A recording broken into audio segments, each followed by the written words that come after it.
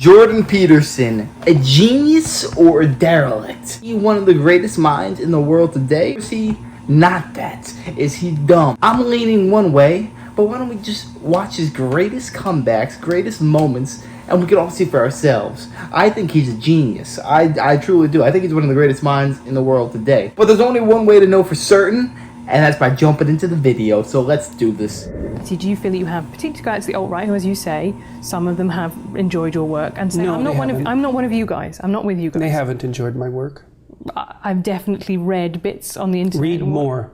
Do you think a trans woman is a real woman? I don't really like the way those questions are formulated. You know, I don't know what that means. What do you mean a real woman? Well, I'm asking you, in your mind, you know, it depends what you think a real woman is, but do you think a trans woman is a woman? No. Why not? Because I think that women are capable, generally speaking, of having babies, and they have female genitalia, and they have an XX chromosome, and I think the biological markers are relevant. I'm interested. That's just a fact. I don't know how anyone people can being able dispute to have that. different choices and having equality of outcome. Aha. Well, so the overwhelming proportion of people who are in prisons are male. Now, do you want to equalize that, just out of curiosity? What about bricklayers? They're 99% male, and we've got about 3/4 of the population now in universities in the humanities and social sciences are female. Yeah. Are we going to equalize that? And men work longer hours. They work more dangerous jobs. They're more likely to move. They're more likely to work outside. They're more likely to participate in jobs in the STEM fields that are scalable. They make more money for those reasons. And that's all hidden under the idea that the reason that men and women make different amounts of money is because of their gender. It's a very simplistic analysis. Why are you against the use of alternate pronouns? I'm against the use of legislation to determine what words that myself and other people are required to utter. But would you use alternate pronouns if a student asked you to? I think I've made my position on that clear already. Well, perhaps not to our audience at home who are just being introduced to this. Would you use alternate pronouns? And why not? Because I don't believe that other people have the right to determine what language I use, especially when it's backed by punitive legislation. And when the words that are being required are the constructions, they're artificial constructions of people I regard as radical ideologues whose viewpoint I do not share. Until women got full legal rights, they could own property for themselves, they could work. Essentially, they were owned. They were first owned by their fathers and then by their husbands. Status to the domination by men. You already said that you thought that what emancipated women primarily in the 20th century was technological revolution. No, not primarily, but that's one of two. I think that's two things. Not primarily, eh? No, I don't think the pill was a primary force in the emancipation of women. I think or the invention of tampons, let's say, or the provision of proper sanitary facilities, toilets, and that sort of thing. You're thinking instead it was the action of courageous feminists in the 1920s that produced a social revolution that overthrew the patriarchy. That's your theory. Yeah, I think that's a foolish theory.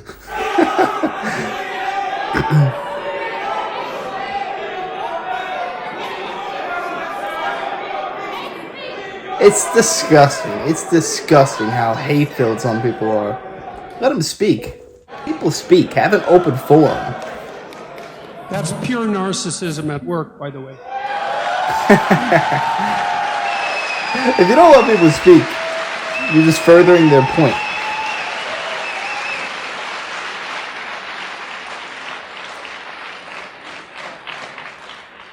I may disagree to hijack an event like this that other people put time and effort into, and to use their civility of the crowd and the civility of the organizers as an excuse to blatantly yell out your ill-informed opinions is no way to conduct a civil dialogue. It's absolutely appalling. The people who do that should be embarrassed. My idea of the patriarchy is a system of male dominance of society. Yeah, but that's not my sense of the patriarchy. So what's yours? Well, in what sense is our society male-dominated? The fact that the vast majority of wealth is owned by men, the vast majority of capital is owned by men. Women do more unpaid labour. A very tiny proportion of men, and a huge proportion of people who are seriously disaffected are men. Most people in prison are men. Most people who are on the street are men. Most victims of violent crime are men. Most people who commit suicide are men. Most people who die in wars are men. People who do worse in school are men. It's like, where's the dominance here precisely? What you're doing is you're taking a tiny substrata of hyper-successful men and using that to represent the entire structure of Western society. There's nothing about that that's vaguely appropriate. But I could say equally well that most rape victims are women. You know, terrible things happen to people of both sexes. And you could say that with perfect utility, but that doesn't provide any evidence for the existence of a male-dominated patriarchy. I would say that anybody with more than a cursory knowledge of 20th century history who dares to claim simultaneously that they have compassion for the downtrodden and that they're Marxists are revealing either an ignorance of history that's so astounding that it's actually a form of miracle, or a kind of malevolence that's so reprehensible that it's almost unspeakable. Because we already ran the equity experiment over the course of the 20th century, and we already know what the Marxist doctrines have done for oppressed people all around the world, and the answer to that mostly was imprison them, enslave them, work them to death, or execute them. And as far as I can tell, that's not precisely commensurate with any message of compassion. Sorry, tried that, didn't work. We got 100 million corpses to prove it, and that's plenty for me. And if it's not enough for you, well then you should do some serious thinking either about your historical knowledge or about your moral character.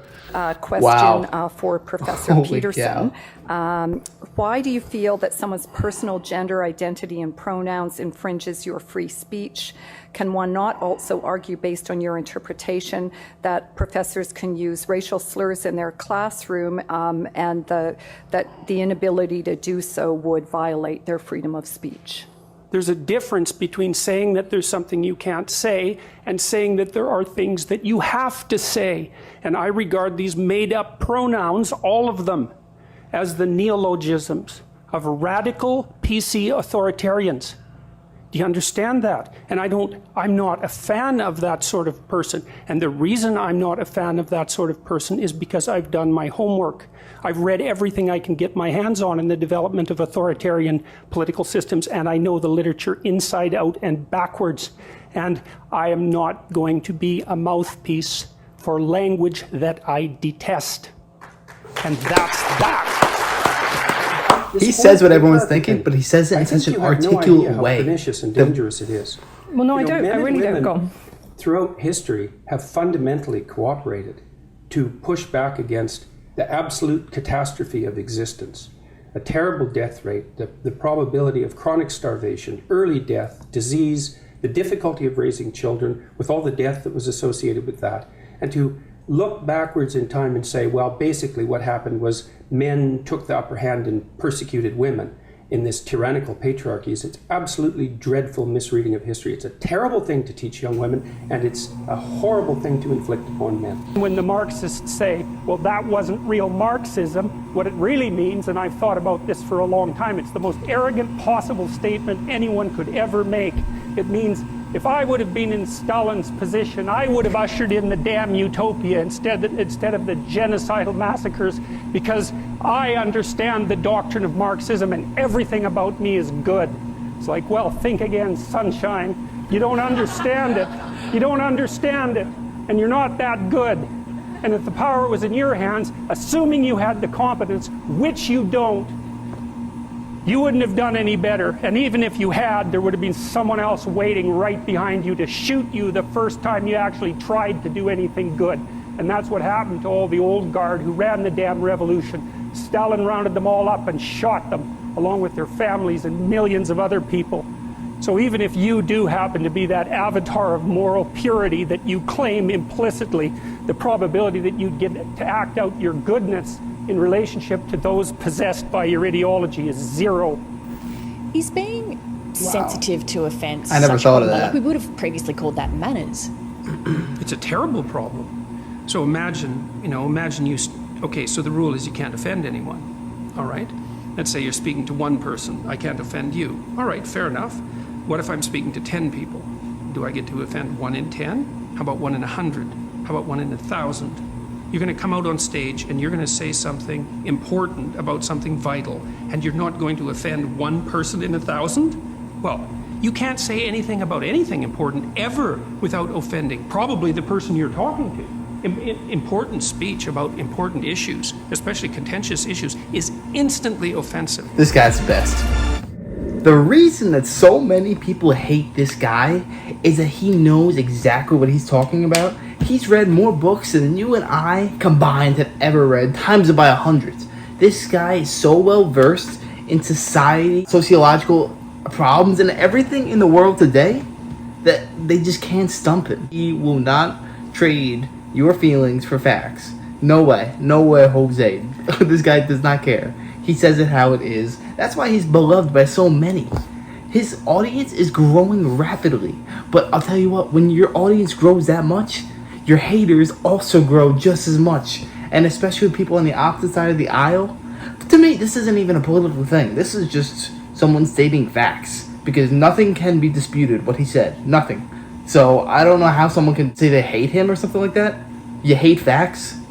I don't know what to tell you. There's a famous quote that it kind of reminds me of. It's by Voltaire. Now, I might be butchering this. I'm just saying this off the top of my head. It was something along the lines of, I disagree 100% with what you're saying, but I will defend your right to say it with my life. That's pretty much what we should all strive for in today's society, right? When people say, oh no, your opinion's wrong, mine is right, and they start like demonizing people, it's like, are you stupid? Do you know anything about history? You don't demonize, you accept everyone. People will flock to what they believe is right. You don't need to demonize one side and basically force everyone else to agree with you. That's just dictatorship, tyranny, and a bunch of nasty stuff. No one wants to deal with, no one at all. Jordan Peterson, you are a wizard, my friend. You just can articulate things that we modern folk can't, because we don't read as much as you. But he just says it how it is, and I respect that.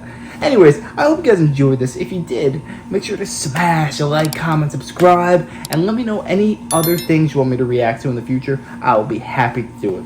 Anyways, have a great day, my friends. Take it easy.